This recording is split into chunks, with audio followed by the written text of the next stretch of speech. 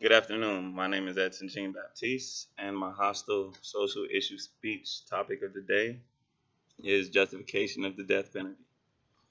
Justification of the death penalty because I believe it saves money, and in some situations, it helps that prisoner out.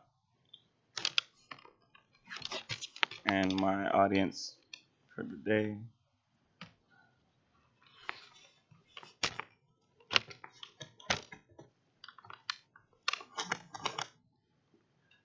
Justification of the death penalty. I believe it lies in hearing when growing up what is meant to happen will happen. You can't escape your future. Your destiny is your destiny. 18th century, as far back as the ancient laws of China, the death penalty has been established as punishment for your crimes of wrongdoings. The death penalty saves money, I believe, because approximately 5% of state taxes of the state budget, which are funded through the taxpayers, goes towards paying for the prisoner program. $5 billion, $5 billion goes towards the prison and the prison program. We as Americans have been trying to avoid taxes. We as Americans have been trying to avoid paying taxes since before our own independence. Think about it this way: if we can't stop or avoid taxes, why not find a way to just cut the cost? That is why I believe in the justification of the death penalty, because I would like to have $50 billion back in taxes towards coming out of some place, and that is why it's coming from the death penalty. I apologize. All right. Another main point I have: buildings, which includes a 64 cell block, took $7.4 billion to build, approved by California legislation in 2007. Another situation is a mental institution, a prison, took $24 million to build another treatment center. Say that California as a state has been in debt for some $13 billion. $7.4 billion subtracts that deficit, well, cuts that deficit in half, I would say. I know that some of my audience and some of my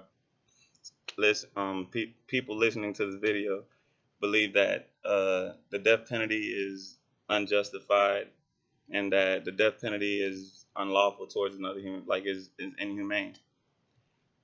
That leads me to my second point. Professor, remember as a child and you were like you did something to get yourself punished, did something bad. As punishment, let's say your parent took you, like made you stare at the wall, and that while staring at the wall, that felt like the longest time of your life as a child. She agreed. I don't know if you guys can see her. She agreed. But that leads me to my second main point, that um, just like inmates Shiloh Queen, she said a restrictive isolation is mental punishment towards her anxiety and depression. After speaking with Paul Pierce, he agrees 24-hour lockdown of constantly thinking can do damage to one's mental state. Paul Pierce, a professor and administrative advisor at Washburn University, um, personally, I think that I start to get a headache after constantly thinking for 2 hours staring at one place, rather than staring at a computer for 2 hours. Prisoners with religious beliefs won't take their own lives because it's against what they believe, or is not what they're accustomed to. Some of them rather die in battle. Some of them rather die getting prayed for and right before they die. That, for example, back when the war was relevant, you had soldiers walking around looking for enemies that were wounded but not dead. The pastor says a prayer over the body, and then the soldier takes the life of the enemy. Like I stated earlier, what is meant to be will be. Although taking another life is bad, I believe that the death penalty is justified because it saves taxpayers money, and in some situations, it is helpful towards that prisoner at hand because it can help them out of a mental situation, and it saves taxpayers money from the buildings from spending billions and $50 billion towards building a new building and correctional facility. Thank you once again. My name is Edson Jean Baptiste, and I hope you guys have a good day.